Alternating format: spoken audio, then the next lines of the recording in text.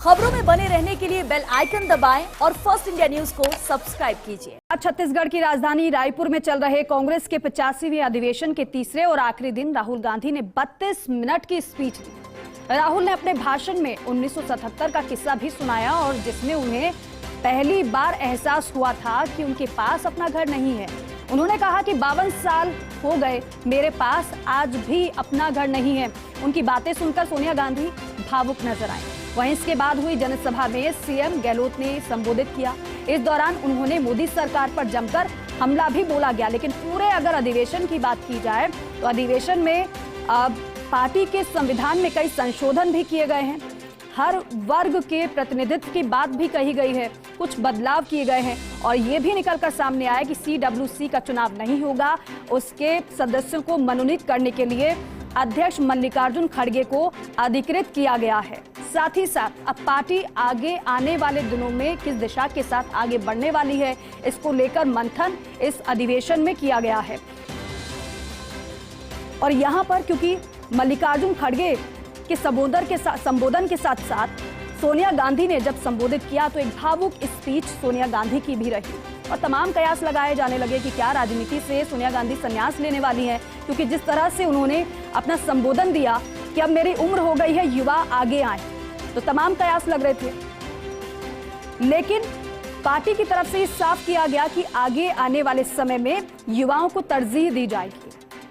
और इसीलिए ये खास इसलिए भी क्योंकि राहुल गांधी ने भारत जोड़ो यात्रा का जिक्र किया। प्रियंका गांधी का भी संबोधन हुआ। प्रियंका गांधी ने भी कहा कि जिस तरीके से मौजूदा सरकार डराने का कार्य कर रही है, उसे हटाने के लिए सिर्फ एकमात्र पार्टी कांग्रेस ही है।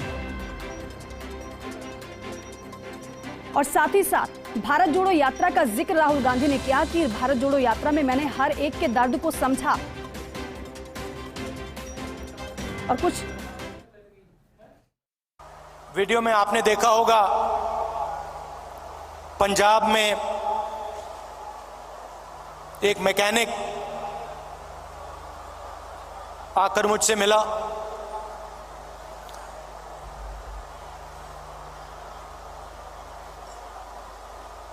मैंने उसके हाथ पकड़े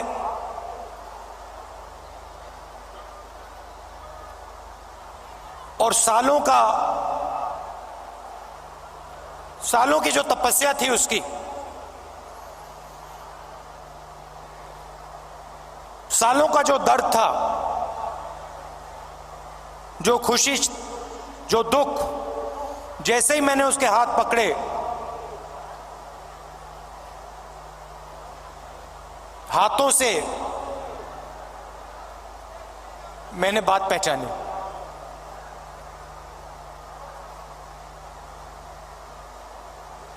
वैसे ही लाखों किसानों के साथ जैसे ही हाथ पकड़ते थे, जैसे ही हाथ मिलाते थे, गले लगते थे, एक ट्रांसमिशन सा हो जाता था। शुरुआत में बोलने की जरूरत होती थी, क्या करते हो, कितने बच्चे हैं,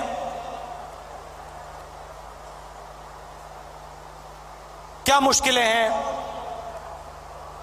ये एक डेढ़ महीना चला, उसके बाद बोलने की जरूरत नहीं होती थी। आपने सुना होगा, अखबारों में पढ़ा होगा कि कुछ समय से यहाँ पे छत्तीसगढ़ की सरकार पे छापे लग रहे हैं। ईडी के, इनकम टैक्स के, तमाम हमारे नेताओं पे, हमारे कार्यकर्ताओं पर दबाव डालने की कोशिश हो रही है। ये क्यों हो रही है? मेरी समझ में ये इसलिए हो रही है कि यहाँ की सरकार, यहाँ के मुख्यमंत्री छत्तीसगढ़ का स्वाभिमान, छत्तीसगढ़ की शान पूरे देश भर में फैला रहे हैं। सोनिया गांधी जी ने कहा कि छत्तीसगढ़ में होना चाहिए और भूपेश बघेल जी ने तो सबसे पहले आमंत्रण दिया कि मेरे क्षेत्र में, मेरे स्टेट में कांग्रेस का बहुत बड़ा अधिवेशन होना चाहिए।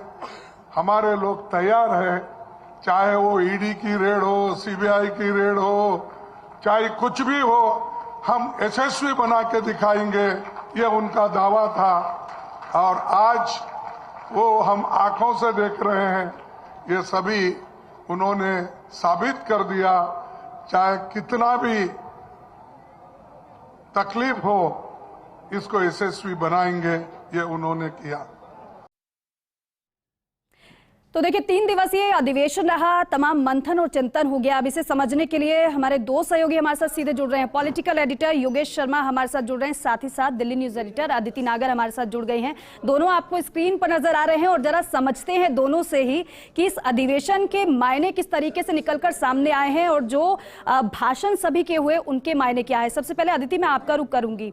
साथ ही ये जानने की तो कोशिश रहेगी कि जो प्रस्ताव संविधान के संशोधन के सामने आए वो भी आप बताइएगा, लेकिन साथ ही साथ एक महत्वपूर्ण बात भी यहाँ पर अदिति देखने को मिली, वो ये कि जो अधिवेशन में संबोधन हुआ वो राहुल गांधी का भी हुआ, मल्लिकार्जुन खड़गे का भी हुआ और सोनिया गांधी का भी हुआ, लेकिन चिरंजीवी योजना का जिक्र भी हुआ।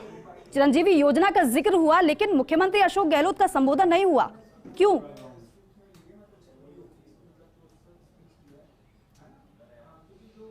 दीपिका, देखिए वही बात है कि प्लानिंग कितनी जरूरी है। हालांकि जब राहुल गांधी की भाषण हुआ तो राहुल गांधी का भाषण हमेशा की तरह, जब से भारत जोड़ो यात्रा का जो एंड चल रहा था तब से मानने शुरू हो गया था कि राहुल गांधी के अंदर मैच्योरिटी आ चुकी है और राहुल गांधी के भाषणों में वजन होने लगा है।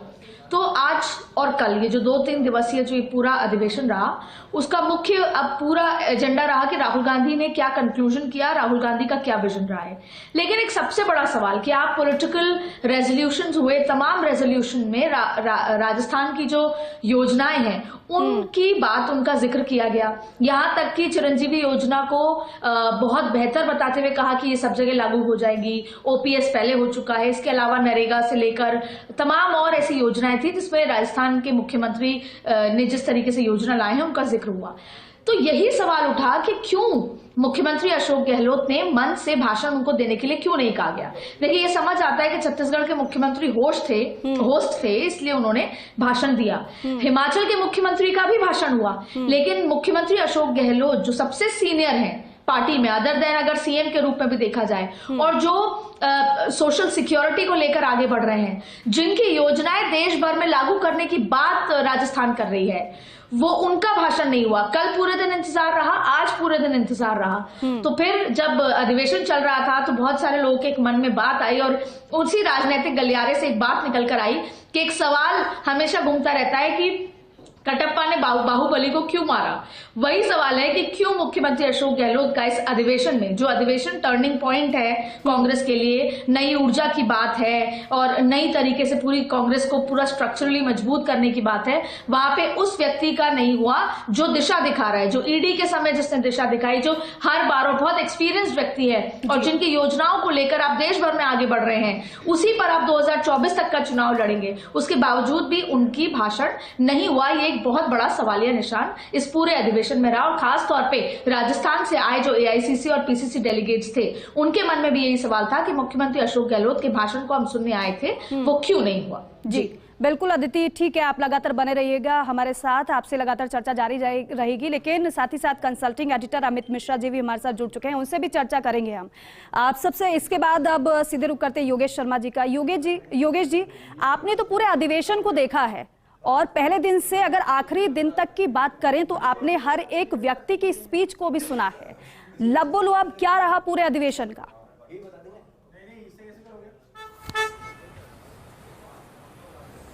देखिए, साफ तौर पर मकसद है कि कैसे इस साल होने वाले विधानसभाओं में चुनाव जीते जाएं, कैसे राजस्थान और जो अन्य जगह पे सरकारें वापस लाने की कोशिश की जाए, कैसे 2024 का रोड मैप बनाया जाए, कैसे लोकसभा के चुनाव में कांग्रेस मजबूती के साथ नज़र आए। और राहुल गांधी की स्पीच कुछ इसी तरह की थी, अडानी पर निशाना साधा गया, लेकिन अडानी के साथ साथ सवाल के घेरे में रहे प्रधानमंत्री नरेंद्र मोदी। तो एक तरह से कहा जा सकता है कि पूरा जो टारगेट रहा वो केंद्र की बीजेपी सरकार पर, मोदी सरकार पर रहा।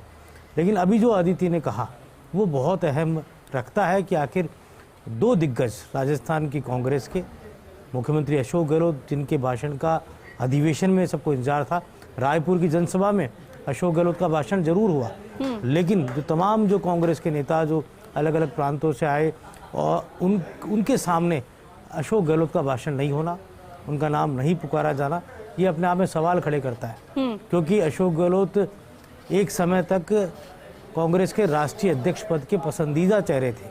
मल्लिकार्जुन खड़गे का नाम तो बाद में चला है, सबसे पहले अशोक गहलोत का नाम था।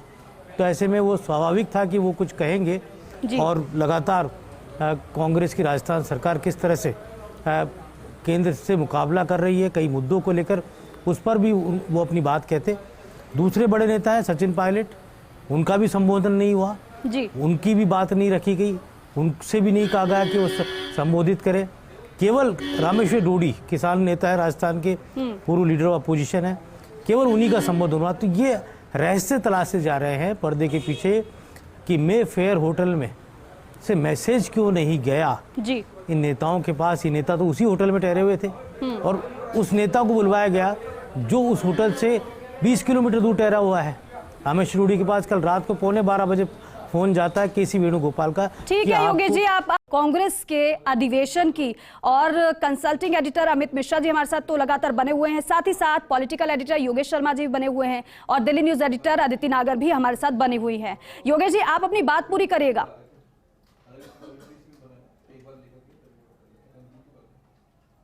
दीपिका, जिस तरह से ये पूरा अधिवेशन है, इस अधिवेशन में कई तत्व सामने आए। पहला ये कि राहुल गांधी निर्विवाद रूप से अब उस भूमिका में आ गए हैं जिसे कहा जा सकता है कि पीएम इन वेटिंग कांग्रेस की तरफ से। अब वो ये कहा जाने लगा है कि राहुल गांधी ही कांग्रेस है। दूसरी सबसे बड़ी बात, प्रियंका गांधी की एक अलग भूमिका सामने आई। प्रियंका गांधी का आशीर्वाद साफ तौर पर 2 मुख्यमंत्रियों के प्रति खुले तौर पर नजर आया और उनका वाहवाही भी उन्होंने की, चाहे वो हिमाचल के सीएम हो नए सुखविंदर सिंह सुक्खू और या छत्तीसगढ़ जहाँ मेजबानी भूपेश बघेल कर रहे हैं। इन दोनों के पक्ष में प्रियंका गांधी ने जमकर अपनी बात भी रखी और जमकर स्वागत भी हुआ। तो एक मैसेज जो देना था प्रियंका गांधी ने वो दिया इन दोनों मुख्यमंत्रियों के पक्ष में। तीसरी सबसे बड़ी बात कि मल्लिकार्जुन खड़गे को निर्विवाद रूप से कांग्रेस में एक ऐसे अध्यक्ष के तौर पर स्थापित किया गया जो अब CWC का चुनाव करेंगे, मनोनयन करेंगे, किस तरह से उनको CWC का गठन करना है, सर्वाधिकार उनको सौंप दिए गए।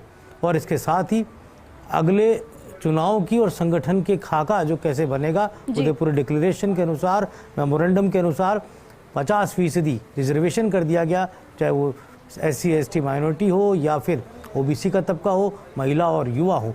तो ये तय है कि अगला जो चुनाव होगा योगेश जी, मैं जरा और उस चुनाव में जिस तरह से टिकट बटेंगे उसको लेकर भी कमेटी का फॉर्मेशन होगा। योगी जी, इसी से जुड़ा हुआ मेरा सवाल है आपसे, जिस 50% आरक्षण की आप बात कर रहे हैं, क्योंकि राहुल गांधी को हमने सुना, उन्होंने कहा था कि भारत जोड़ो यात्रा के दौरान मैं कई लोगों से मिला हूं, अलग अलग वर्ग से मेरी बातचीत हुई है। तो क्या जिस आरक्षण की बात कही जा रही है, फिर चाहे वो SC ST की हो, माइनॉरिटी की हो, ट्राइबल की हो, महिला की हो, युवाओं की हो, तो क्या भारत जोड़ो यात्रा के दौरान जो बातचीत हुई, मुलाकात हुई, उसी के आधार पर इस आरक्षण की बात निकलकर सामने आई है या फिर इस फैसले की कोई और दूसरी वजह आपको समझ आती है? देखिए, कांग्रेस सदैव इसी थीम पर चली है, SC ST OBC माइनॉरिटी। ये कांग्रेस का पुराना फॉर्मूला रहा है, आज से नहीं, ये बरसों पुराना। अतीत से कांग्रेस पार्टी का ये बेस वोट बैंक कहा जाता था। पिछले कुछ सालों में इस बेस वोट बैंक, मुस्लिम को हटा दें तो SC ST और OBC, इन तीनों बड़े वोट बैंक जो कांग्रेस के कहे जाते थे, भारतीय जनता पार्टी ने इतनी ज़बरदस्त सेंध लगाई कि उसके बाद ये कहा जाने लगा कि उत्तर प्रदेश में जो सरकार आई वो OBC के वोटों के बलबूते भारतीय जनता पार्टी का वहाँ कमल खिला। SC ST के अंदर एक मैसेज देने का काम किया। द्रौपदी मुर्मू जिनको ट्राइबल हैं उनको राष्ट्रपति पद तक पहुँचाने में भारतीय जनता पार्टी ने अपना एक कार्ड फेंका। दूसरा सबसे बड़ी बात थी कि कई प्रमुख चेहरे OBC के बड़े नेता के तौर पर, जाट नेता है, किसान नेता है, जगदीप धनखड़, उन्हें उपराष्ट्रपति के पद तक पहुंचाया। तो एक मैसेज देने का, इन वर्गों के अंदर काम करने का काम भारतीय जनता पार्टी ने किया। तो यही कारण है कि कांग्रेस अपने परंपरागत वोट बैंक की तरफ जा रही है। वो ठीक है योगेश जी, कांग्रेस अब अपने परंपरागत वोट बैंक पर जा रही है, तमाम फैसले लिए गए हैं। कंसल्टिंग एडिटर अमित मिश्रा जी भी हमारे साथ लगातार बने हुए हैं, जरा उनसे भी समझते हैं इस अधिवेशन के बारे में। अमित जी, यहाँ से जो फैसले लिए गए हैं, संदेश क्या गया है यहाँ से?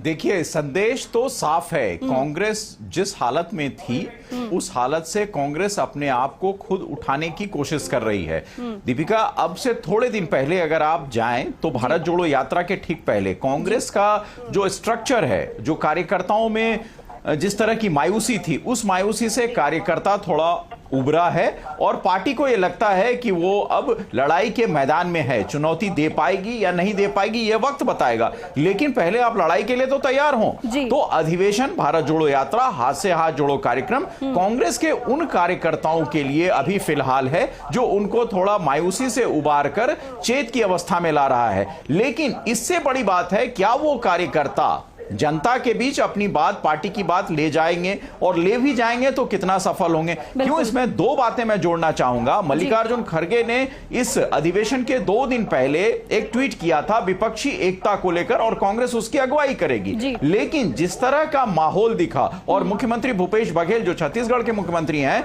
उन्होंने साफ तौर पर प्रधानमंत्री पद के लिए राहुल गांधी की दावेदारी एक तरीके से पेश की इस अधिवेशन में, तो फिर विपक्षी एकता पर सवाल तो लग जाता है, क्योंकि विपक्ष से आपने चेहरे पर बात तो नहीं की। तो ये एक महत्वपूर्ण चीज है जिसमें कांग्रेस आगे तो बढ़ रही है, लेकिन साथ ही साथ विपक्षी एकता की बात भी कर रही है। तो ये एक दोहरा मापदंड कैसे चलेगा। दूसरी महत्वपूर्ण बात जो है दीपिका जी, कि कांग्रेस में अध्यक्ष भले ही मल्लिकार्जुन खड़गे रहे, दिखे भी वो मंच पे, लेकिन जो उत्साह सोनिया गांधी, राहुल गांधी के और प्रियंका गांधी के भाषण में था, वो खड़गे के भाषण के समय नहीं दिखा। खड़गे जब अपना समापन भाषण दे रहे थे तो न तो मंच पे राहुल गांधी थे, न प्रियंका गांधी थी। सोनिया गांधी ने कुमारी शैलजा को कहा और उसके बाद वो दोनों आए। तो अध्यक्ष की जो गरिमा होती है उसको बनाने में गांधी परिवार ने पहले स्टीयरिंग कमेटी की मीटिंग में ना आकर एक संदेश दिया कि खड़गे सर्वमान्य नेता हैं और अध्यक्ष हैं, इन्हीं की अगुवाई में काम होगा। लेकिन अध्यक्ष को वजन देना भी होता है, जो वजन सिर्फ गांधी परिवार दे सकता है, और उसकी चीज थोड़ी सी कमी यहां दिखी दीपिका। जी बिल्कुल अमित जी, इसकी थोड़ी कमी आपको नजर आई है। अदिति नागर का एक बार फिर से रुख करेंगे। अदिति, जिस तरीके से अमित जी बता रहे हैं कि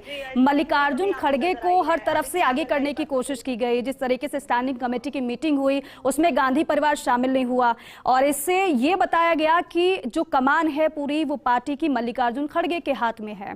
तो क्या यहां से ये मैसेज गया है जो बताने की आला कमान की तरफ से, राहुल गांधी की, सोनिया गांधी की तरफ से कोशिश की गई है कि अब जो डिसीजन ले रहे हैं वो मल्लिकार्जुन खड़गे ही ले रहे हैं, गांधी परिवार का कोई हस्तक्षेप नहीं है?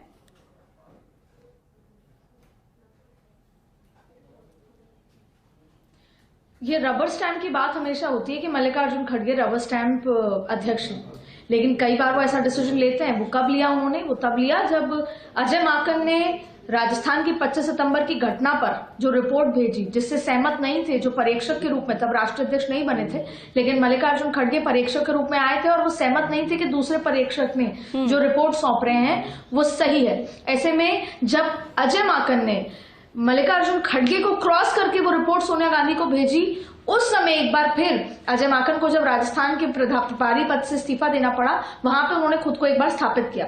लेकिन अब सबसे महत्वपूर्ण डिसीजन मेकिंग का काम जो खुद को स्थापित करने की बात है वो है सीडब्ल्यूसी सदस्यों का चयन। जी वैसे भी 23 से लेकर 35 की संख्या कर दी है, जो कि आज तक 1980 में चुनाव हुआ था, 98 में चुनाव हुआ था, उसके बाद अब चुनाव के रूप में चुनाव होगा। तो जो नंबर तो बढ़ा दिए हैं, लेकिन अब सवाल उठता है कि क्या इंडिपेंडेंटली मल्लिकार्जुन खड़गे 35 लोगों का चयन कर पाएंगे?